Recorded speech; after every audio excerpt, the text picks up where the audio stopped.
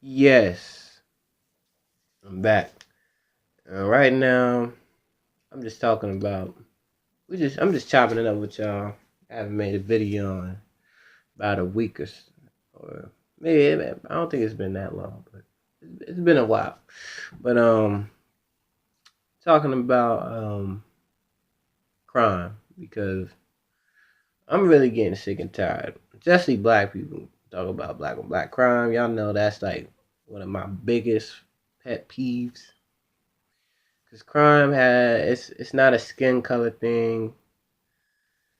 It's no it's not it's basically no mystery to how crime occurs. Studies have shown it. White folk know it. Everybody knows crime is a economic factor. Wherever there is poor men, whether you black, white, purple, whatever the fuck color you are, wherever there's poor men and not enough economic stability, such as jobs, resources, there's going to be crime. For example, in the 19 up until the 1930s into the 40s, the what was it, the Southern Europeans, when they migrated to America, they were classified as niggas because they weren't classified as white yet. I'm talking about the European Irish, the European Italians, and the European Jews. They all were the criminal underclass at the time. They all had gangs, they killed each other, and they sold drugs. No one called that white on white crime. No one said that's just in their DNA.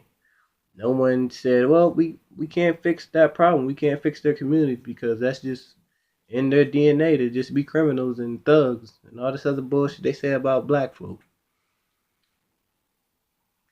So what the government did at the time to eliminate that criminal monopoly from the European Jews, the European Irish, and the European Italians, they distributed resources and wealth.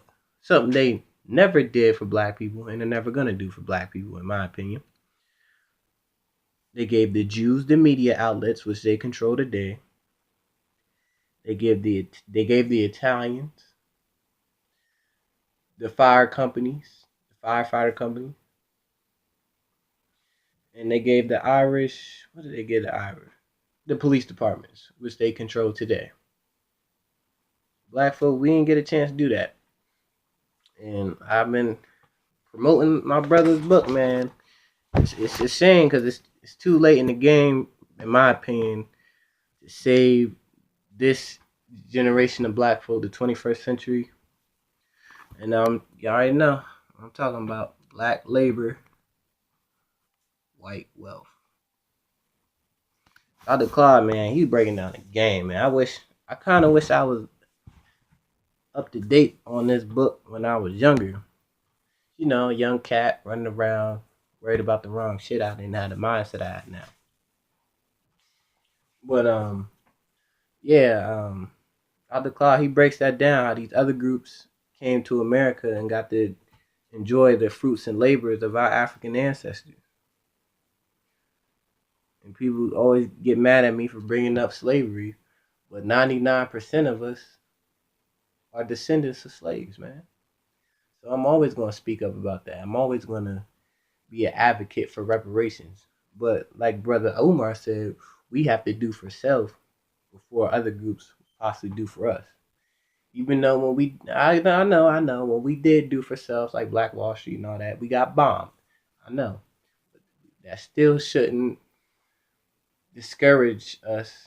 We need to get out of that mentality of individualism, which white America has pushed onto our communities, and which they don't push on other communities. Because the Chinese don't practice individualism, white folks don't practice individualism, East Indians don't practice individualism, Arabs, none of these groups do it but black people. And that's why we continue to lose. We don't practice group economics. What do they say? I think the money in the Jewish community stays in their community for 18 days before it leaves out their community. 18 days. The minute black people we get money, we go spend it with everybody else except for ourselves. We enrich other groups, communities, except our own. When we get a good opportunity, we get a good job from NASA, we get an opportunity to move out the hood, we abandon our communities and never come back and try to help. We need to get off that bullshit. And the reason why I'm saying this, because a lot of us don't understand that America thrives off of capitalism. If you don't have any capital, you don't own any wealth or any property, you're powerless. You don't got no rights. You're just a slave, man. Point blank period, in my opinion. And the reason why I'm saying it, bringing this topic up, because I was listening to an interview last night with brother Khalil. I think his last name is Kane, the light skinned brother from Juice. All my melanated people, I know y'all seen Juice, man. If you ain't seen Juice, you might have to get your black card revoked. Sag, now I'm just fucking with y'all, but we all have seen Juice. Light skinned brother, he still look the same too. That's crazy, man. I need to know his secret to stay looking young. I mean, I feel like I'm always gonna look young myself because not a lot of people believe me. At some people think I look older than I am, but a lot of people think I'm younger than what I am until I begin to have intellectual conversations. I'm like, damn, man, you carry yourself real well to be young in your 20s. But yeah, I was listening to an interview with him. He was talking about being pro-black, and the interviewer, he was a black guy. He's not a coon, by the way, but he did ask the question. He was like, "So you're pro-black, right?" And then he was like, "Yeah. If you're black, it's kind of crazy if you aren't pro-black." And that's the same thing I think. If you're black, you need the shit slapped out of you if you don't believe in being pro-black, black empowerment, and Pan-Africanism. Just pretty much black economics and black empowerment. And he was talking about white supremacy. Got in not too much towards the end of it. I wish he would have talked about the whole damn interview because they was talking about nigga shit at first. But this caught my eye because he kind of surprised me when he mentioned white supremacy. Granted, he doesn't have the best understanding of white supremacy, which a lot of us don't. But he was saying that if you're classified as non-white, you don't get no benefits. And he was saying that one of the issues the government could fix in our communities is issuing a government issued national apology to all the melanoid African people in this country for what they did to us, all the atrocities they did to us in slavery, post-slavery, and even today. And I agree and disagree. I agree because the government does need to take responsibility since they're always telling us to take responsibilities for the actions that we do. Then I disagree because what the fuck is an apology going to do? That's not going to change our reality. We need distribution of fair, equal wealth and opportunities and resources like they do other groups. He was talking about if you're not white, you're black. Like he brought up Chinese, Hispanics, all these other groups. And fuck that. Y'all know me. I'm about the hold your own nuts movement. And all them other groups he named, y'all need to hold your own nuts. Especially the Hispanics. They're getting real upset at Brother Tariq when he broke down the myth of the black, Hispanic, black and brown coalition, which doesn't exist because it's not reciprocal. And this Hispanic made a video talking about, oh, we're in this together. You need to get out there pro-black, man. It's the black and the brown. We down. Like, nah, nigga. Fuck that. Hold your own. Because Sandra Brand, that cop who yoked her out of the car, he was Hispanic. The Hispanic collective group as a whole didn't denounce and condemn him. George Zimmerman, Hispanics didn't stand up against him. Y'all stayed quiet. Brother Philando Castile was executed by a Hispanic cop. Y'all stayed quiet. The brother I did a story on several months ago who got shot in the leg, the therapist, for no reason, when he asked the cop why'd he do it, he said, I don't know.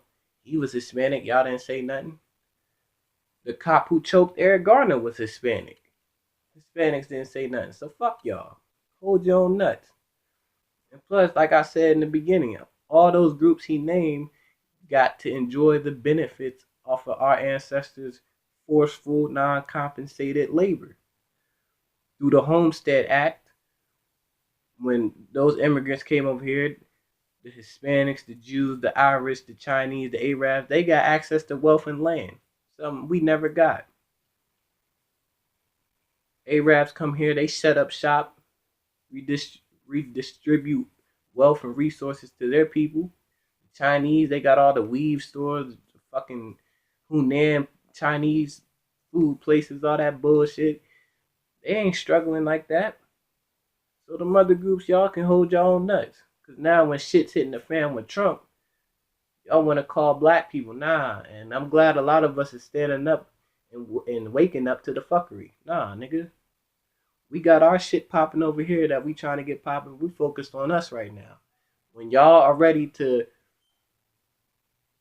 march with us and help us get shit popping, then we gonna think about helping you. But until then, you stay over there, hold your own nuts, and we will gladly hold our own nuts. But that's pretty much all I have to say right now. And make sure y'all support the Haiti film when it comes out. Brother Tariq will be dropping that sometime this year. I will definitely be ordering one of the shirts. I'll probably put that link in the description. Go to 1804movie.com. We need to stop devaluing each other's products. We need to get off that self-hate shit and start support. That's another thing I agree with Brother Khalil from Juicy saying. We need to support each other. That's a fact. Let me know what y'all think. Get in the comments, like, subscribe, share the video.